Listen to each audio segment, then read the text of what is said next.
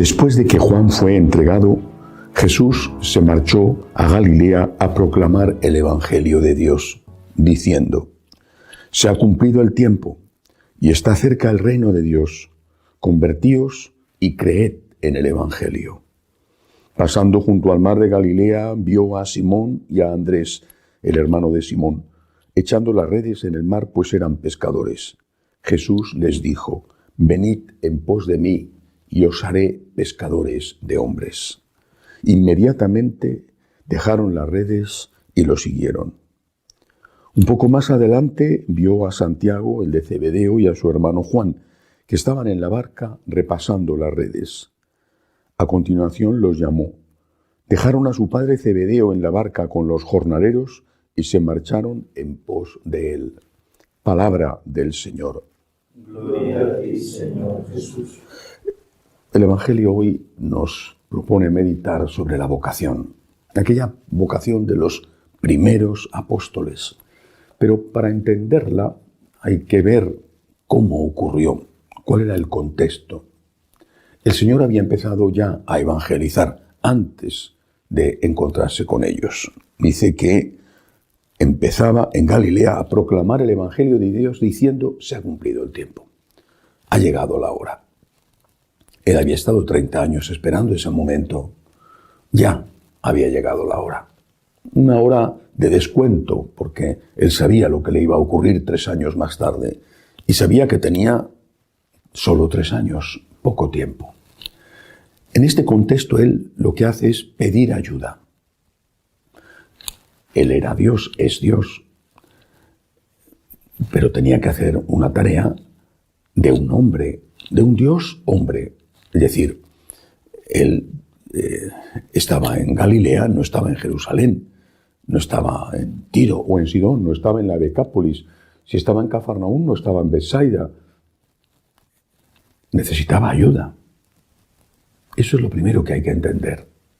El Señor pide algo porque necesita eso que está pidiendo. Segundo, Él habla a personas que aman a Dios.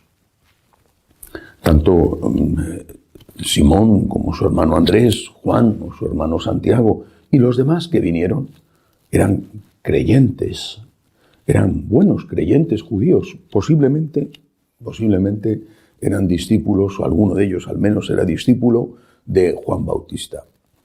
Es decir, eran personas que querían seguir al Señor, que querían hacer la voluntad de Dios en su vida, que no se planteaban qué tengo que hacer o qué me apetece hacer o qué me gustaría hacer con mi vida. San Pedro estaba casado.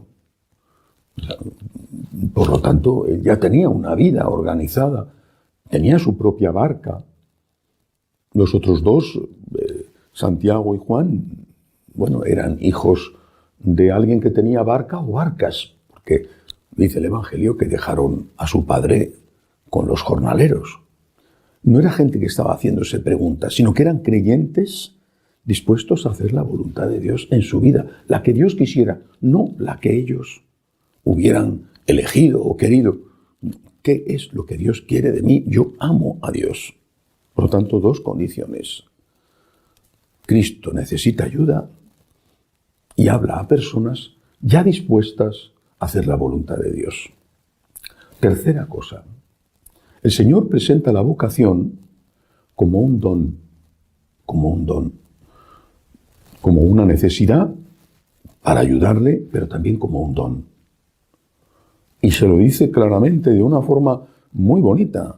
Está hablando a gente que tiene una misión. Ya están trabajando en eso, son pescadores. Y le dice a San Pedro: vas a ser pescador de hombres.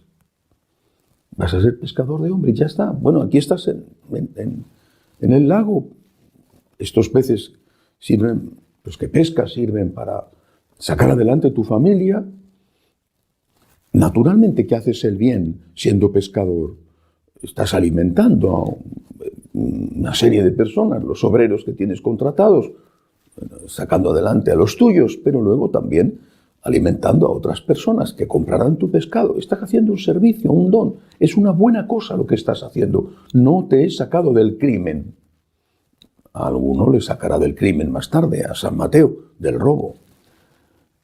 Estás haciendo las cosas bien. No tengo nada que reprocharte, pero yo te pido que hagas una cosa aún mejor. Eso es lo que hay que entender, estas tres características. Cristo pide ayuda. ¿A quién?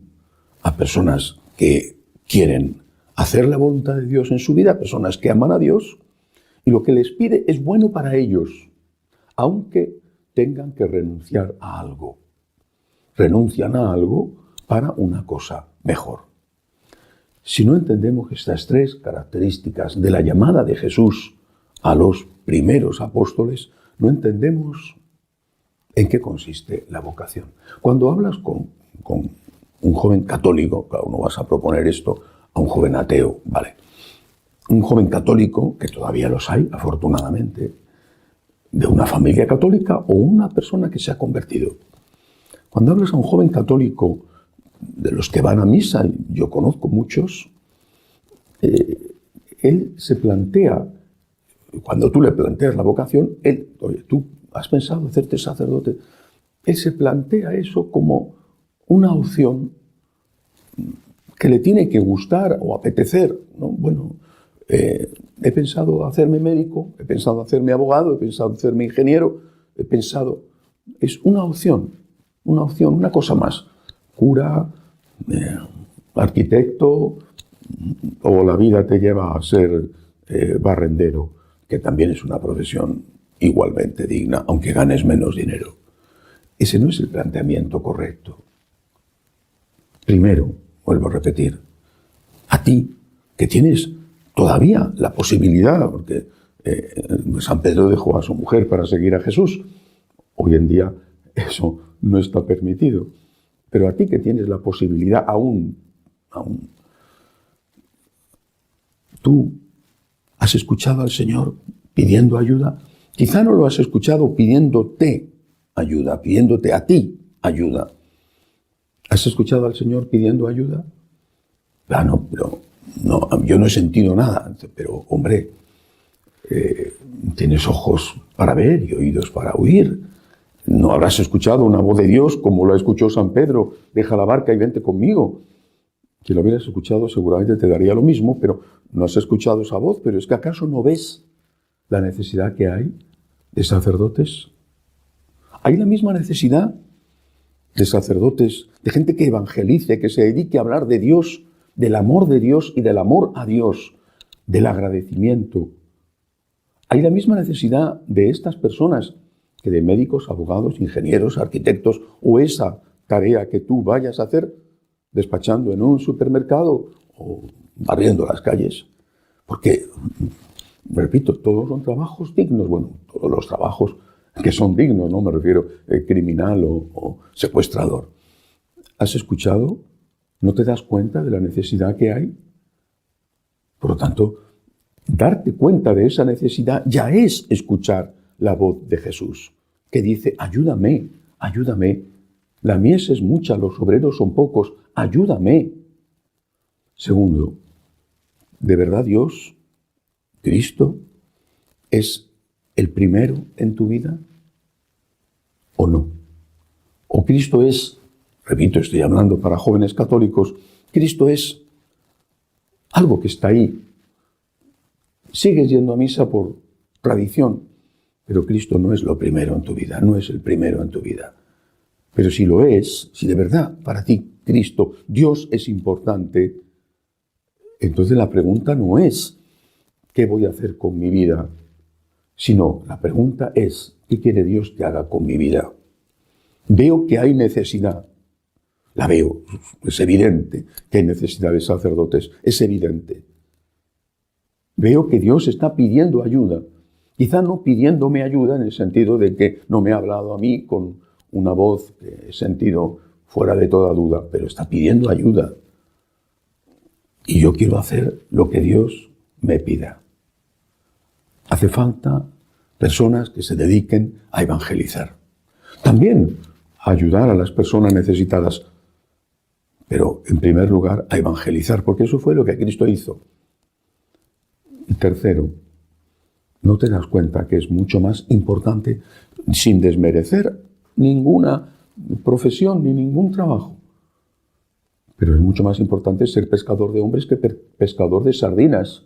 Y no, repito, no quiero ofender a los que pescan sardinas, que además es un trabajo noble y muchas veces muy arriesgado.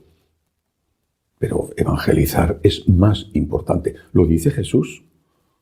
Ya no serás pescador de peces, ahora serás pescador de hombres.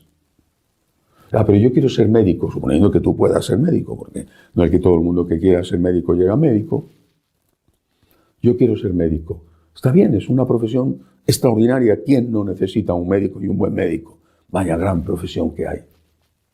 Pero en esa profesión, suponiendo que lo hagas todo bien y que al final no te contamine el deseo de ganar dinero en lugar del deseo de servir a la gente, en esa profesión vas a curar los cuerpos. Es imprescindible, necesario que haya buenos médicos. Pero, ¿y las almas? ¿Quién las cura? Porque hay mucha gente sana. Más pronto o más tarde todos pasamos por el médico, aunque no sea más que al final de nuestra vida. Hay mucha gente sana y sin embargo tiene el alma mal. Lo estamos viendo. Estamos viendo cuáles son las consecuencias del pecado en los jóvenes.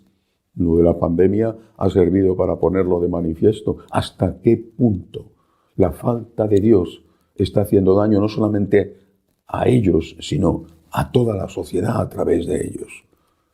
Hay mucha gente que tiene dinero y que está bien en su empleo, y sin embargo no conoce a Dios y se destruye a sí mismo, destruye a su familia, va de unión sentimental, por decirlo de una manera cursi, a unión sentimental. ¿Cuántas lleva en su vida? ¿Con cuántas parejas ha convivido? ¿Cuántos hijos incluso ha matado con el aborto o con la píldora o con otras formas de anticoncepción? Esa gente no necesita dinero ni para comer, ni siquiera médico, porque están en una edad en la que son sanos y fuertes y llenos de soberbia. Es mucho más importante, lo digo claramente porque lo dijo Jesús, es mucho más importante ser evangelizador que incluso hacer una tarea tan noble como la de ser médico, que considero que después de ser evangelizador es la tarea más importante. Por eso, el Señor necesita ayuda. La necesita de verdad. Es evidente que la necesita. Y pide ayuda a sus amigos. Pide ayuda a los que creen en Él, a los que quieren amarle, a los que han puesto a Dios en el primer lugar de su vida. Necesita ayuda y te pide ayuda. Y te pide ayuda para algo bueno, para lo mejor. Te pide que pagues un precio, por supuesto. Pero ayudar a alguien siempre supone pagar un precio. Si das una limosna, significa que pierdes el dinero que das. Si pasas un tiempo acompañando a alguien que está solo, estás perdiendo ese tiempo para hacer algo que va a beneficiar a alguien, pero a ti no te va a reportar, a menos aparentemente, ningún beneficio. Solo que después resulta que ese precio que pagas es devuelto con creces. Lo dijo el Señor. Que deja su casa, su tierra. El Señor dijo su mujer, su familia, sus hijos, sus futuros o posibles hijos, por amor a mí, recibirá 100 veces más. En la tierra, dijo, en la tierra.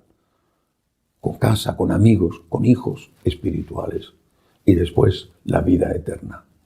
Por eso, hoy, en nombre de Cristo, que pidió ayuda y encontró ayuda, hoy yo vuelvo a repetir las mismas palabras del Señor. Deja tu casa, sigue al Señor. Él te hará feliz y a través tuyo, Él a través tuyo hará felices, ayudará a muchísimas personas. Y esto es lo más grande y lo más importante que puedas hacer con tu vida. Que así sea.